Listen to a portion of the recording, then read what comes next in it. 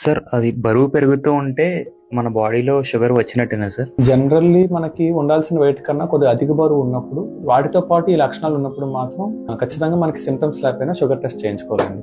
ఎప్పుడు చేయించుకోవాలి అంటే మనం బిఎంఐ అని ఉంటుందండి, దాన్ని హైట్ బై 18 మీటర్స్ స్క్వేర్ తో క్యాలిక్యులేట్ చేస్తాం. మన ఎత్తుకి ఎంత బరువు ఉన్నారు అన్న దాన్ని బట్టి అది క్యాలిక్యులేట్ చేస్తాం. మన ఇండియన్స్ కి అయితే ఆ బిఎంఐ 23 కన్నా ఎక్కువ ఉంటే అది ఓవర్ వెయిట్ కేటగిరీలోకి వస్తారు. ఎవరి బిఎంఐ అయినా 23 కన్నా ఎక్కువ ఉండి వాటితో పాటు ఈ లక్షణాలు కనిపిస్తే మాత్రం ఖచ్చితంగా షుగర్ టెస్ట్ చేసుకోవాలి.